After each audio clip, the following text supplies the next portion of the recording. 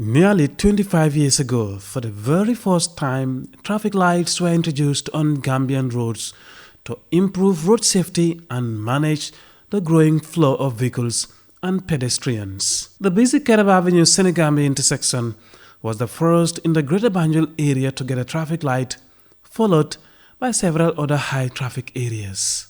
But for years, only a few worked, and even then, not regularly due to technical problems. Fast forward, today all of them are out of service, with major intersections mostly left to police traffic officers to control. Lamin B. Sane, the electrical engineer at the National Roads Authority, explains why the traffic lights are out of service. The ones on the Baton Hardin Highway is because of the road project. Those are not functioning. That's the one on the Carava Avenue and the one at Sukura Javan traffic light. These were affected by the road project. Okay, the other ones too, the other ones, majority are all vandalized by the drivers, road accidents. But majority too, the drivers that are caught are invoiced and the case was handled by the police. I've invoiced majority of the drivers, those were involved in the accident, but majority too are hit and run cases. It happened odd hours in the night. At this busy intersection at Tabokoto, mobile traffic officers of the Gambia Police Force are manually directing traffic amidst a swarming flow of vehicles. With no functioning traffic lights here and other parts of urban Gambia, this task has become increasingly tedious, exposing officers to constant danger and heavy pollution. The risk of our officers being on the road, accidents. We had incidents where police officers were knocked down and even killed, while they were at work. So we can't overemphasize the importance of having, traffic lights on our roads. It's important. For the police, it will also help us to use the little human resource that we have into other areas where they might be most needed. And again, this is the 21st century, so why not? That is the human cost of this orderly, manually controlled traffic that compromises road safety and leads to fatal accidents with impunity. If you have a road corridor, there are no signals, for instance, it's going to be very chaotic. So it's just like what is happening currently is like Tom and Jerry games. Pedestrians are trying to cross, the drivers are trying to cross. The pedestrians are thinking that the driver doesn't have sense, the driver thinks that the pedestrian doesn't have sense because there are no coordination. If you go to the roundabout, you find out that there are no signals, right? So the police will have to stand along the corridor to actually coordinate. But gone are the days when police have to stand on the way to coordinate. Those are histories of traffic management. We are living in 21st century in which everything should be digitized. So no road infrastructure should be open to traffic if the digital component is missing.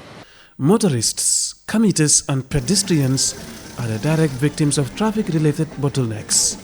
Omar Jobate is a commercial taxi driver. So when there is no traffic light, sometimes you want to drive without knowing your right way.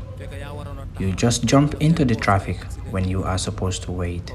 That causes a lot of accidents and really disturbs us. Sometimes the police aren't around to direct traffic and it becomes chaotic. Vehicles collide and Brikama Highway is narrow. It makes things very difficult for us. We visited some major intersections connecting to the Banjul-Birkama Highway where traffic lights were positioned.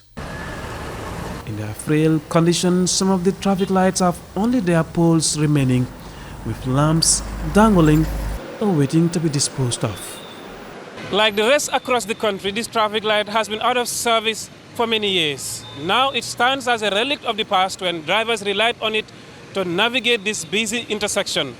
But does this align with government's commitment to modernize the transport infrastructure of the country? The National Roads Authority has the answers. And the simple answer to that is yes. As the custodian of roads in the country, the National Roads Authority is responsible for the managing and maintenance of roads infrastructure in the country. If you realize some of the traffic lights that we had in the past were they were old traffic lights. Now what we are looking at is solar traffic lights, intelligent solar traffic lights.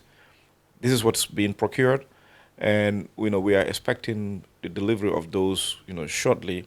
I can tell the timeline clearly as of now, but quite a bit of them have also been included in the OIC Phase 3 project we have just started. Now, once we get those done, then the next step would be to look at the connecting roads, the feeder roads. Now, these feeder roads, some of them have already been reconstructed. Some new feeder roads have been constructed under the 50-kilometer OIC project. Some of those will also be furnished with traffic lights as well. Some of the traffic lights being procured are suspended designs with security cameras capable of detecting and recording vehicles that violate the stop sign. The new intelligent traffic light initiative set to be rolled out by the National Roads Authority is part of the government's drive to modernize road infrastructure for efficient traffic control, management, and law enforcement. Mahmoud Lamin Choi, JRS News.